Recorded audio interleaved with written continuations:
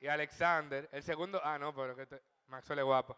Bien, sin más preámbulos ahora, vamos a dar paso para una charla que muchos están esperando y vamos a dejar por este lugar a Sara Despradel, quien nos va a enseñar, como dijo Víctor Recio, a administrar los chelitos. Fuerte aplauso.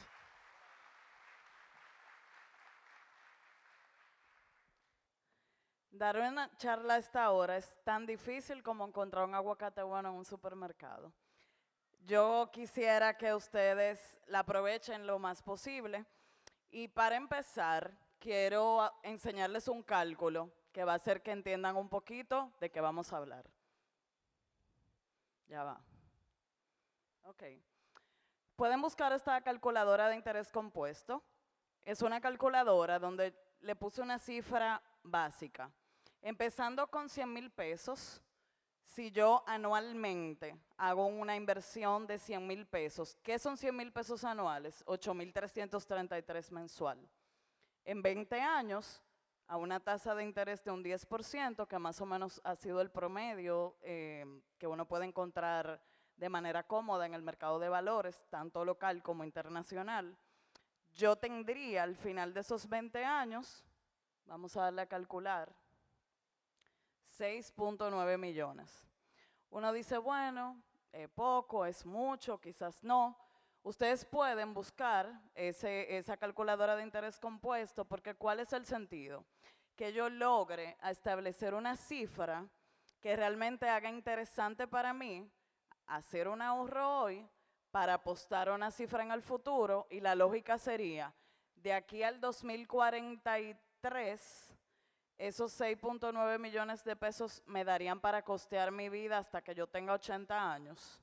Entonces ahí empezamos a entender un poquito la importancia de las cifras pequeñas y del ahorro y lo vamos viendo como algo que no es aburrido. Entonces, fíjense, las inversiones para mí es el tema más interesante justamente porque nadie me enseñó eso. Yo me gradué de INTEC, de Administración de Empresas, tengo un máster en Finanzas Corporativas. A los 18 me tocó dirigir 200 empleados, 15,000 clientes, trabajaba con mi papá en Alarma 24, que era una empresa innovadora en su momento con todo lo que era CCTV, alarmas, etcétera. Pero nadie me enseñó a prestarle atención a mi dinero propio. Siempre he sido emprendedora por naturaleza, pero al divorciarme, en el 2012 yo tenía 5,000 pesos en mi cartera. Mi casa valía 17 millones, pero empecé un proceso donde perdí todo.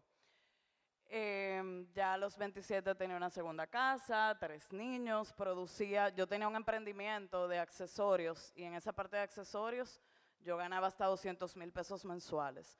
Somos muy buenos generando dinero, pero no siempre conservándolo. Y a veces, no importa qué tanto tú ganes o produzcas, no siempre uno sabe cómo administrarlo. En ese momento entonces nadie me enseñó, yo decía, cónchale, me va a tocar mudarme de esta casa de 3 pisos a un apartamento más pequeño. La historia fue un proceso realmente crítico donde perdí mi carro, perdí mi casa, cosas no tan tangibles como 2 perros que yo tenía. Una persona con una situación crítica financiera no puede alimentar 2 perros que implicaban 7,000 pesos mensuales. Y ahí viene un proceso donde hasta el Nintendo de mis hijos yo lo vendí. Y todos somos expertos en dinero siempre y cuando no sea nuestro. Le opinamos a otro, tú lo que deberías hacer es tal cosa y tal cosa, a ti nadie te ha dicho, tú estás mal en esto, pero muy pocas personas honestamente le prestan atención a los patrones financieros que van teniendo. Y aquí viene una pregunta que me ayudó a mí a enfrentar esa situación en que yo soy bueno. Ustedes, me imagino que la mayoría, si están aquí, son buenísimos solucionando problemas. Entonces, una persona gana más dinero en la medida en que soluciona más problemas o soluciona problemas a más personas. Entonces, cuando yo hago ese inventario de todos mis talentos, de qué yo puedo hacer, de ahí puedo empezar primero a generar más dinero. Yo era blogger de moda, eso es sumamente de las cosas que más bullying se le hace y que más trabajo se pasa. y toda una etapa tenía muchos intercambios, no dinero. Entonces, trabajaba en una cadena de tiendas por departamentos en Anthony's, yo dirigía 9 tiendas y viajaba. En esos viajes tenía que ir a Los Ángeles, a Madrid, a Nueva York, a Panamá. Y sabía viajar en primera clase con $20 en los bolsillos, pero mis redes eran eso. O sea, no se lleven de lo que ustedes ven en las redes. Somos la generación que tiene más presión de aparentar, pero no sabemos lo que hay detrás de una vida perfecta o de una imagen perfecta. Y mucha gente se endeuda o mantiene un estilo de vida de forma tal que lo lleva siempre a estar en déficit para que el otro diga, para que el otro entienda, para que incluso un familiar, tú darle un gusto que no puedes costear. Entonces, mi historia, yo siempre la comparto, sobre todo para que tú analices eso que estás haciendo en tu día a día con las finanzas, a dónde te pudiera llevar. Y para evitar que a otra gente no le pase. Entonces vamos a empezar, no podemos trabajar inversiones sin entender en qué posición estamos al día de hoy. Lo primero es calcular esto, este es como que nuestro mapa financiero. Si yo le hiciera una foto a mis finanzas, estaríamos en este cálculo. Y es calcular tus activos, todo lo que tienes. Un activo te da valor, es decir, inmuebles, cuentas de banco, terrenos, vehículos, todo lo que tú lo vendes y te dan dinero por él. Pasivo es lo contrario, todo lo que debes. Entonces, ese valor neto o riqueza responde a una pregunta muy importante. ¿Cuánto se queda contigo si saldaras todo lo que debes al día de hoy? Esa pregunta le da mucha verdad a ustedes, porque hay gente que aparentemente tiene, por ejemplo, un vehículo del año, tiene una vida muy ostentosa, pero cuando vamos al fondo no tiene activos que pueda entonces vender y convertir en dinero. Eso fue lo que vimos. Entonces, resulta que en todo el mundo actualmente, la mayoría de las personas está sobreendeudado. ¿Qué yo tengo que hacer? Si yo estoy endeudado, estoy en un hoyo. O sea, yo no te puedo hablar de inversiones si tu lucha principal son las deudas. En mi momento yo tenía que pagar 89,000 pesos mensuales y ganaba 44. Entonces, todo lo demás, yo buscaba cosas extras que me permitieran primero cubrir el déficit y ya luego ese balance disponible lo dedicaba entonces a impulsar mis inversiones. Entonces, primero salí de deudas, que gracias a Dios la pandemia tuvo un efecto muy importante en toda mi carrera porque me permitió, tengo clientes en Austria, en Argentina, en México, en el mundo entero. Para ventaja mía, los problemas financieros no son dominicanos. Da mucha pena como dominicanos viven en España, viven en Estados Unidos y tienen prestamistas. O sea, se mantiene una conducta, pero que no es dominicana, que es humana. En Estados Unidos actualmente el norteamericano promedio tiene 7 tarjetas de crédito y anualmente paga $1,300 solo de intereses a esas tarjetas de crédito. No tiene un fondo de emergencia, no tiene ahorros, pero tiene ese gasto que continuamente se lo va regalando al banco. Aquí ni siquiera hay estadísticas. Entonces, si tú no trabajas por tus sueños, alguien te va a contratar para que tú trabajes por los de él, por los suyos. Esa es una frase de Steve Jobs que marca mucho a personas como ustedes, que mucha gente se beneficia del resultado que ustedes le dan. Y llega un momento donde tú te empoderas y dices, ¿qué yo puedo hacer para que además de ayudar a otros a ganar más, pueda, aunque sea algo mínimo, hacerlo para mí? ¿Qué cosa yo pudiera hacer para que impacte y me permita tener un mejor bienestar a nivel financiero? Entonces, con la parte de los ingresos, poca gente va monitoreando cuánto ganó el año pasado, cuál es el promedio de tus ingresos y hay tendencias. En general, tenemos que saber cuál es mi mejor mes, cuál es mi peor mes, cuántos son los ingresos. Me encanta cuando uno no tiene. ¿Quiénes tienen trabajo fijo? Oh, qué bien. ¿Quiénes son emprendedores que no tienen salario fijo? Ok, o sea, la mayoría tiene la seguridad de un ingreso estable. Qué bueno. Entonces, cuando eso no pasa, yo tengo que calcular cuando recibo un bono, cuando tengo un proyecto, cuando tengo, por ejemplo, la regalía pascual. Y en base a esas tendencias es que yo voy a hacer mi plan financiero.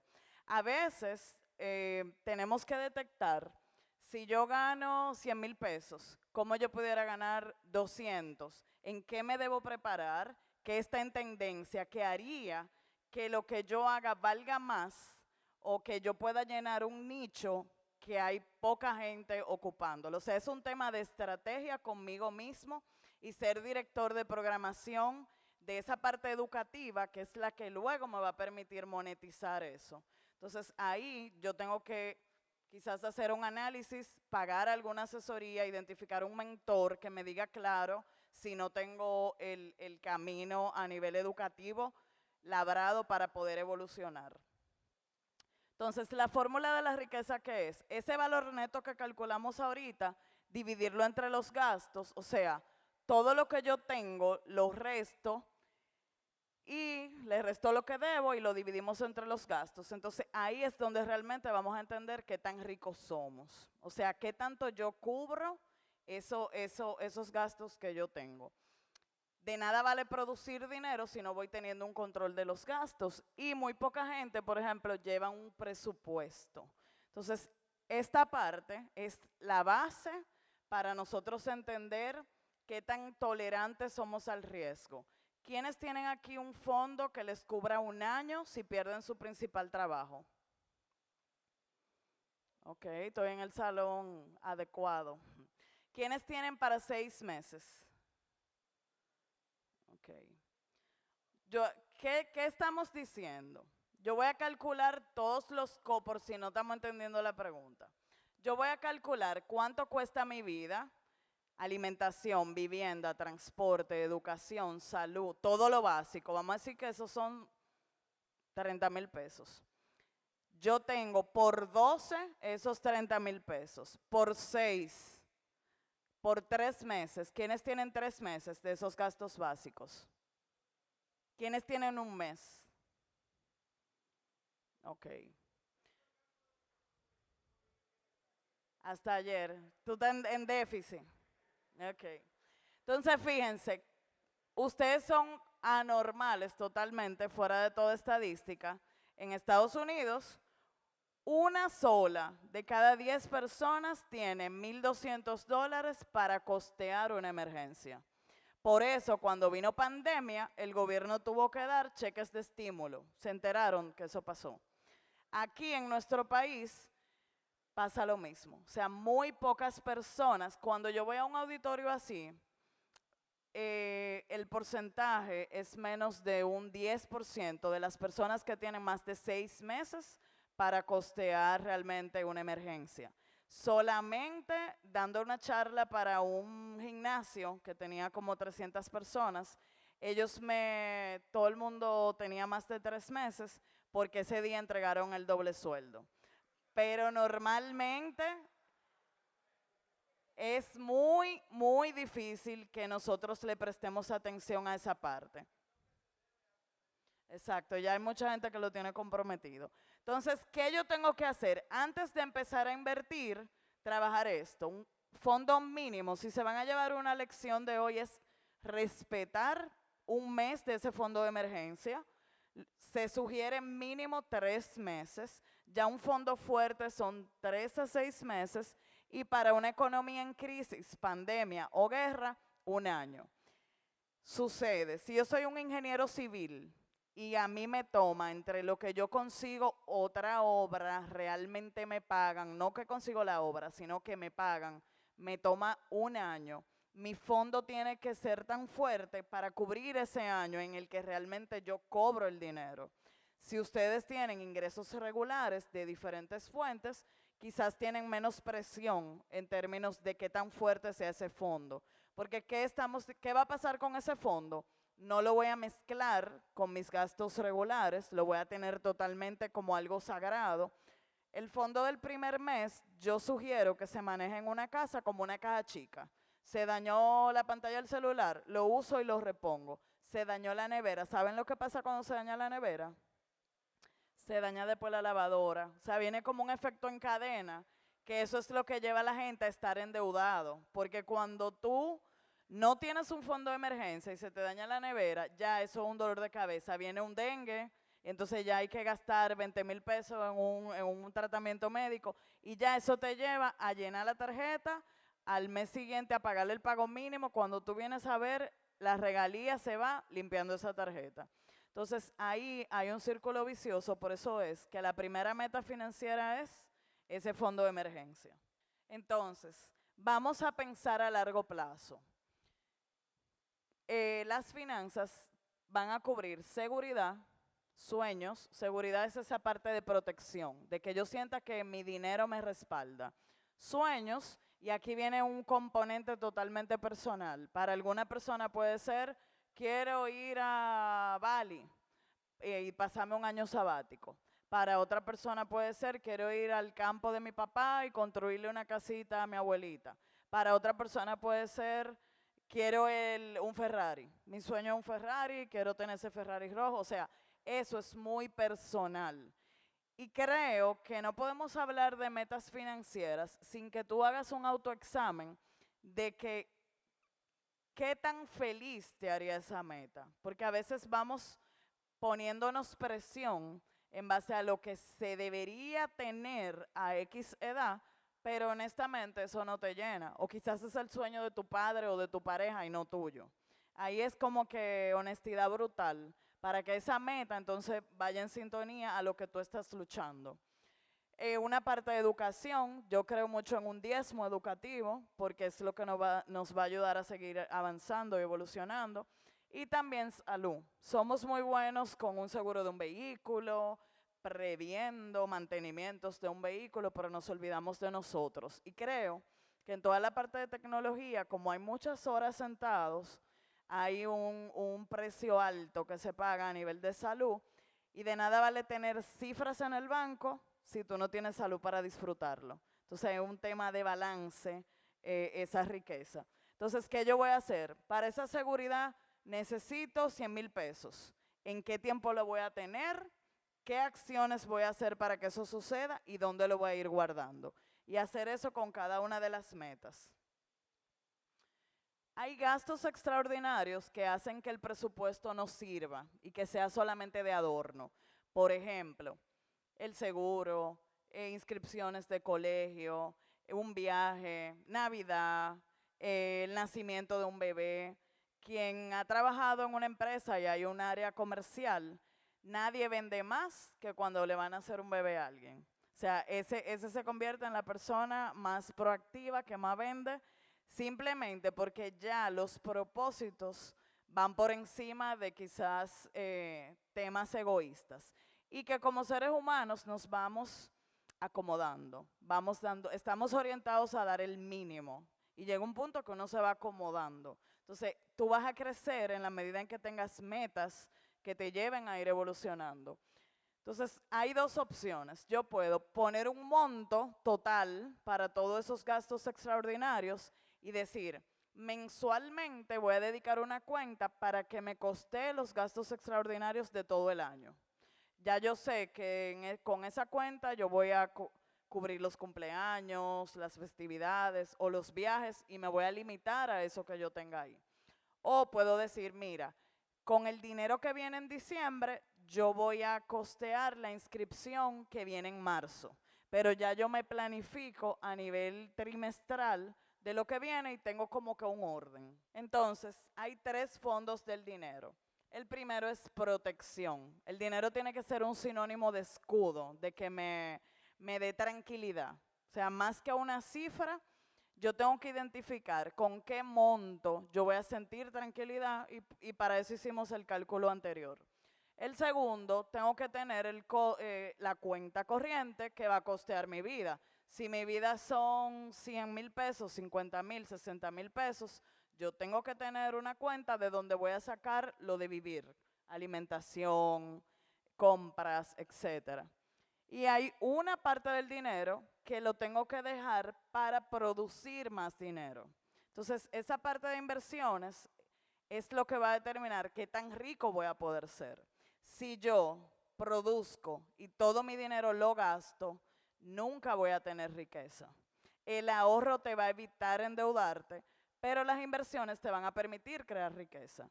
Entonces, se supone que yo debería dedicar un 10% mínimo solo a la parte de inversiones. Si estoy en una etapa de la vida más temprano y dedico por lo menos el doble, un 20% más temprano, o me voy a poder retirar o voy a poder tener mejores resultados. Hay personas que esperan una tormenta financiera, y ahí me incluyo, para que tú entonces te sacudas. O sea, ¿qué yo tengo que hacer para no esperar una enfermedad de un familiar, un accidente, una situación tétrica que te lleve entonces a sacar de abajo y a producir más o a invertir más? Se recomiendan varias cuentas. La primera es una cuenta corriente de uso regular.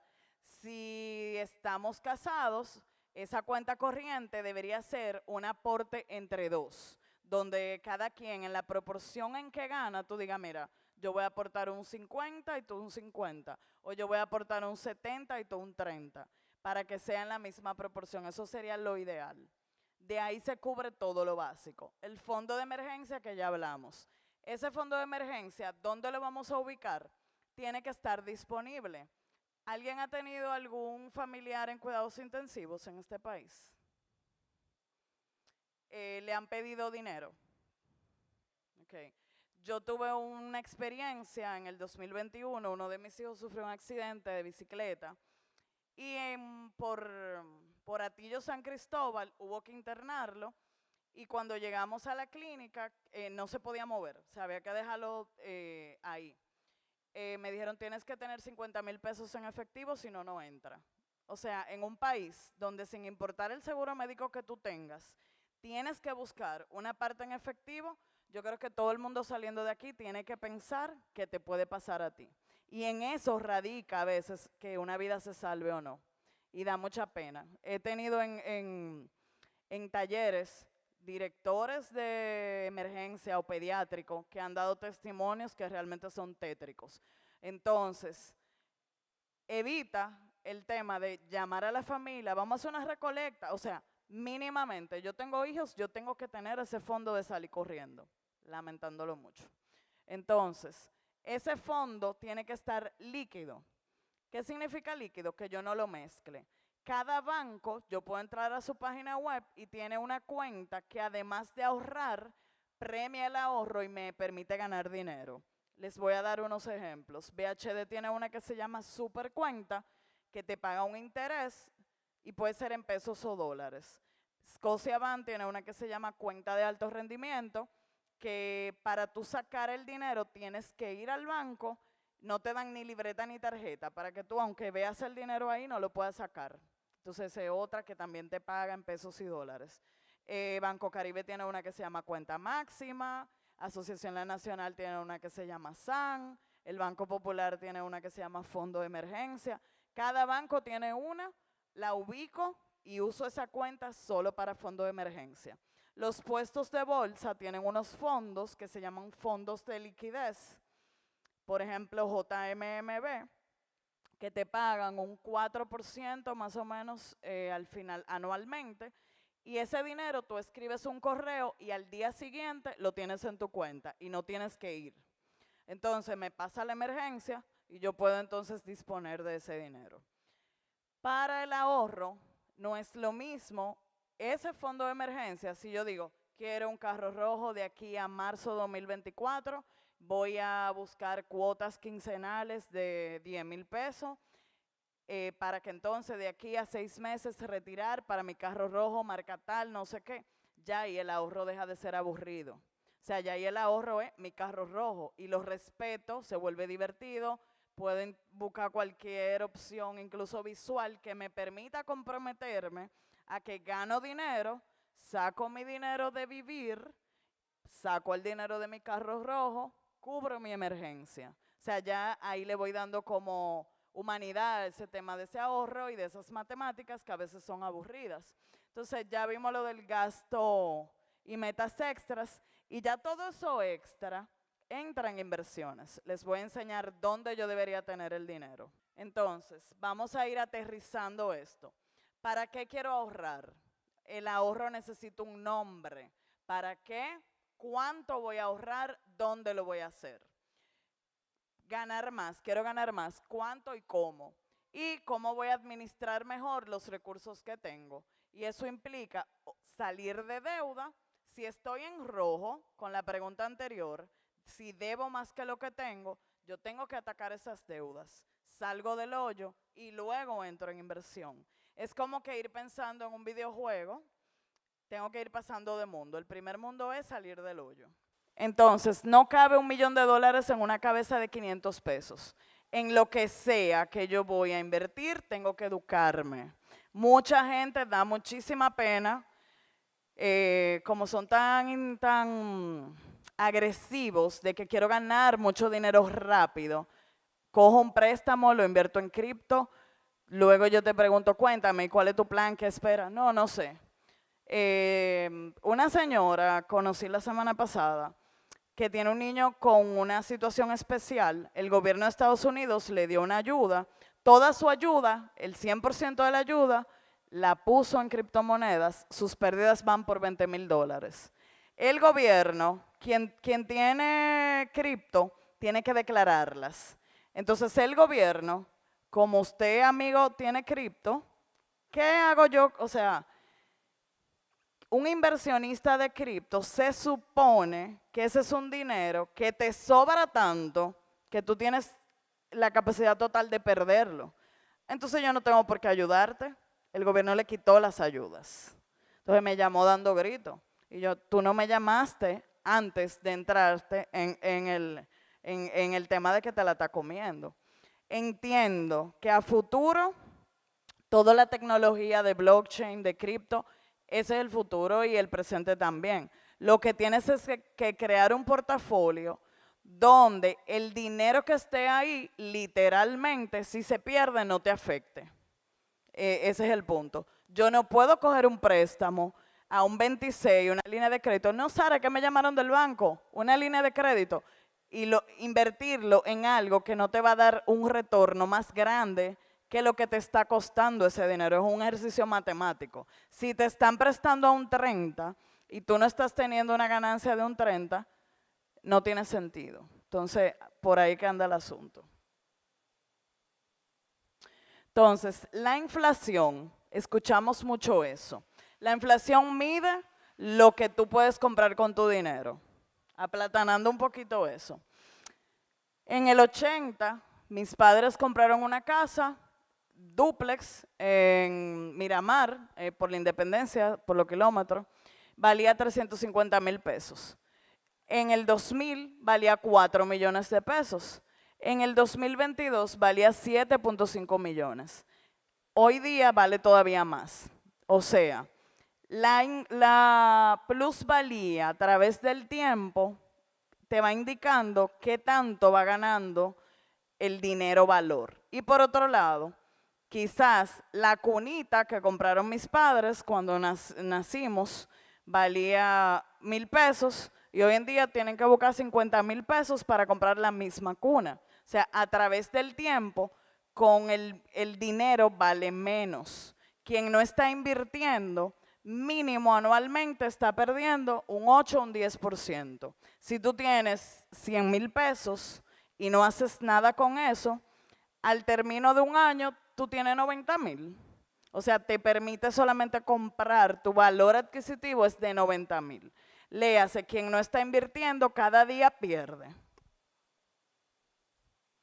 Entonces, a medida que la inflación sube, tus ahorros van muriendo. Una persona que solo ahorra es como nada, o sea, tiene el hábito, pero no pasa de ahí. Entonces, lograr 100,000 pesos en un año son 12 cuotas mensuales de 8,333. A quien le va mejor es quien piensa a largo plazo. En lugar de pensar en los 8,000 y pico, piensa en los 100,000 pesos al año. He trabajado asesorías, por ejemplo, a un motoconchista. Un motoconchista te dice, Sara, le doy 100 pesos a mi mujer, 100 pesos a mi mamá, guardo 100 y uso 200 para no sé qué cosa, 500 pesos diarios. Pero no le hable de 5,000 pesos. O sea, su cabeza no entiende de montos altos. De la misma manera, cuando yo gasto 300 pesos al día en un gasto hormiga, al final del año ahí hay 100,000 pesos también. O sea, como que esa empanadita, ese aguacatico, sin darme cuenta, fácilmente ahí está el ahorro que yo nunca tengo. Entonces, cuando uno subestima lo poco, viene lo mucho y tampoco lo sé manejar. Entonces, a nivel lineal, 1,000,000 de pesos son 8,333 en 12 años. Ya con interés compuesto a un 9%, empezando con 10,000 pesos, eso mismo es 1,6 millones. Entonces, ya ahí se hace interesante. Yo, además de ahorrar, voy a ganar más dinero. Y entonces es un tema de crear un portafolio, no solamente una inversión única. Vamos a hablar del mercado de valores de República Dominicana. En general está en su mejor momento. A nivel tecnológico tenemos la plataforma de Chile. Chile nos lleva años luz a nivel de operaciones, a nivel de tecnología. Aquí ha habido un tema de legislación que poco a poco se ha ido eficientizando. La pandemia tuvo un proceso súper importante para eso, porque antes, para tú abrir una cuenta, tenías que ir presencialmente y pasaba casi un mes. O sea, de verdad era tedioso y abrumador. Hoy en día, todos los puestos de bolsa, tú das un clic y ellos están trabajando para 24 horas, siendo sincero, digamos una semana. Pero en una semana tú tienes una cuenta aprobada. ¿Qué hay que hacer para abrir una cuenta? Demostrar procedencia de los ingresos. Hay un tranque a veces en gente como desarrolladores que a veces tienen un contrato fuera y no aquí. O sea, hay un tema de que yo tengo que demostrar el origen y dentro de ese origen que yo esté pagando impuestos, ya sea allá o aquí. O sea, ellos no tienen que ver si estoy pagando allá, que demuestre que de ese ingreso está regulado. Y si lo estoy pagando aquí, o sea, y lo mismo, ¿de dónde viene el dinero? Si no, quedo en un limbo y no me abren la cuenta. Tiene opciones muy flexibles, está en pesos, dólares y ya en euros. Si mis planes son en dólares, si gano en dólares, jamás yo convierto ese dinero a pesos. O sea, la idea es que yo mantenga la moneda más fuerte posible. Aquí hay un tema de que el dólar está súper estable, pero más por razones políticas que económicas. Él debería estar un poco más alto. Entonces, a largo plazo, me venden una casa en dólares, me venden un carro en dólares. O sea, siempre yo ahorro en pesos lo mínimo posible. 3 meses hacia abajo de mi vida, más nada. Todo lo demás, dólares. Hay acceso a atractivas tasas. Yo puedo, desde el mercado de valores, invertir en inmuebles. Por ejemplo, los puestos de bolsa tienen portafolios de inversión donde hoy día yo puedo invertir en el corporativo de Blue Mall, en proyectos en Miches, desde mi cuenta de corretaje, comprando algo tan simple como con 10,000 pesos. Me venden como si fuera un mosaiquito y yo gano retorno de esa inversión inmobiliaria. O sea, ya para invertir en inmuebles, yo no tengo que salir a comprar un apartamento. Y esa gente están haciendo un trabajo por mí de dónde se va a ganar más retorno, de cómo estructuran diferentes portafolios y el personal es sumamente capaz. Tú tienes acceso al personal por WhatsApp, o sea, ese asesor se convierte en un aliado de tus finanzas. Personalmente yo empecé con 10,000 pesos y cuando ya no pagaba las deudas, ese mismo dinero, como ya yo tenía el hábito, ese mismo dinero no lo tocaba y mi prioridad era comprar mi casa propia. Entonces iba poniendo el monto hasta lograr el inicial, luego tomé un préstamo hipotecario Y así sucesivamente, ahora mismo yo tengo 2 propiedades, una en Punta Cana, una en Cap Cana, y ya mi propiedad aquí donde vivo. Entonces, invertir también, ¿para qué nos sirve? Me ha tocado manejar finanzas a desarrolladores que ganan por encima de $50,000 mensuales. Y me decían, no sé en qué los gasto. O sea, cero inversión, no tenían nada. Y entonces empezamos un proceso de ir organizando para dejar una parte en inmuebles, una parte en valores, una parte en fondos líquidos, pero no todo el dinero, ni en una sola cosa, ni tampoco. Hay un tema, por ejemplo, si yo tengo inversiones inmobiliarias, hay un tema de impuestos que yo tengo que pagar y todo tiene que ser estructurado de la manera que te salga lo menos costoso posible. Entonces, si yo tengo un plan de inversión, en lugar de gastar el dinero a lo loco, saco el monto de mi inversión y luego gasto. Entonces, es sumamente interesante con tu dinero. Cuando ya tú tienes un plan de inversión, ayuda a administrar el tema del gasto. ¿Por qué yo voy a invertir? Primero, para crear riqueza, para tener una seguridad ante un imprevisto, para el retiro. Hay mucha gente, ¿quiénes se quieren retirar a los 65? ¿Quiénes a los 50? ¿Quiénes a los 40? Fíjense, eso, o sea, ¿quiénes a los 30? Hay toda una onda de gente que me dice, Sara, vine aquí para que me ayudes con mi retiro. Y yo digo, chévere, me encanta, esas son las asesorías que más me gustan. Cuando vamos a ver el dinero con que tú cuentas para retirarte, no te da para vivir ni 5 meses. Entonces, se supone, ¿qué es lo que querríamos lograr?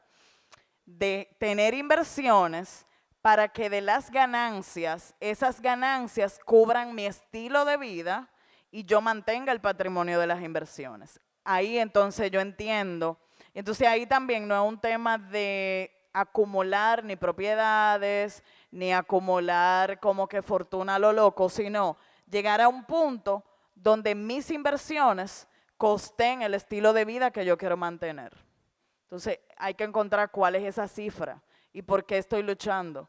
Quiero $1,000,000, quiero $1,000,000. O sea, esa cifra es muy personal, pero si tú no la tienes, nunca vas a llegar a ella. Y creo que más que pensar en años, es como que llegar a ese momento de estabilidad financiera lo que deberíamos tratar. Entonces, a veces entendemos que no vamos a llegar o que el agobio de estar en deudas o en una situación complica nuestras finanzas. Hay que ver la película completa y ahí uno va a tener la fuerza para salir adelante. Yo que perdí todo, nunca me sentí, siempre me sentí rica y en abundancia porque la parte educativa, mi actitud, mi positivismo, siempre me permitían ver más allá del hoyo financiero en el que yo estaba. Y vamos a definir nuestra capacidad de inversión, es decir, de todo lo que yo gano, si resto los gastos, ¿qué porcentaje al día de hoy yo puedo dedicar solo para invertir? Para que se vayan de aquí con ese porcentaje. Mira, yo todos los meses debería mínimo ese 10% que dice Sara, o un 15%, o no. Quien vive, por ejemplo, con sus padres, una recomendación que yo les doy es que aprovechen el privilegio. Gano, pero vivo con mis padres, saca como si tuvieras que pagar renta o que tuvieras que pagar la luz, los servicios, y empieza a pagarte eso mismo, aparte de tu meta de inversión. Porque se supone, este es el país donde la gente dura más en ese hotel de los padres. Entonces, como que si yo estoy ahí, ¿cómo yo puedo entonces aprovechar eso a mi favor? Ya se lo dije adelantado, esa parte. Entonces, ¿qué tenemos a nivel de inversiones? Hay certificados financieros, son la parte más obsoleta del sistema financiero, pero sirve. ¿Para qué sirven los certificados financieros? Si yo he tenido problemas de score crediticio, si en algún momento he tenido una tarjeta en atraso, tener un certificado financiero automáticamente limpia mi score. Entonces, sí es un aliado para yo salir y mejorar mi crédito. Si nunca he tenido crédito, también un certificado financiero me permite, es como crear una relación de confianza con el banco, de que un certificado a veces avala una tarjeta de crédito y entonces yo puedo evolucionar desde el banco teniendo un certificado financiero. Hay una ley monetaria que te cubre 500,000 pesos por entidad, por usuario. Léase, quebró Banco Peravia, yo tenía ahí 300,000 pesos, la superintendencia de bancos me devuelve mi dinero. Si tenía 1,000,000, solo me va a devolver 500,000.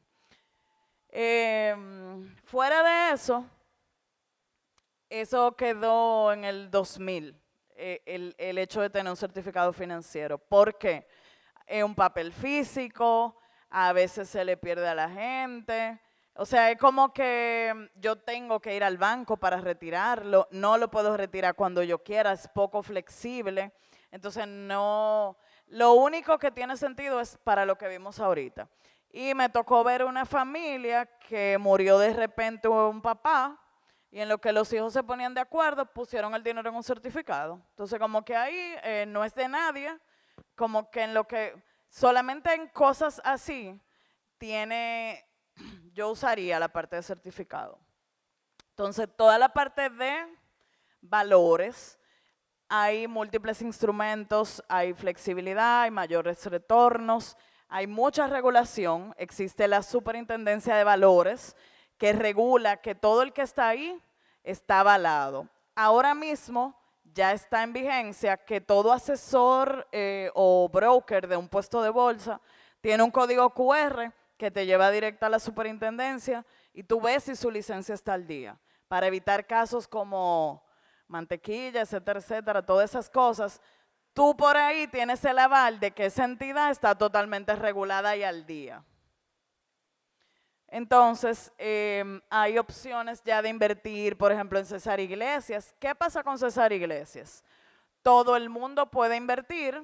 Las acciones empezaron a venderse en 123 pesos. Hay un panel que yo entro a la bolsa de valores y veo cómo va ganando esa acción. Ese instrumento es para ese bebé que está ahí.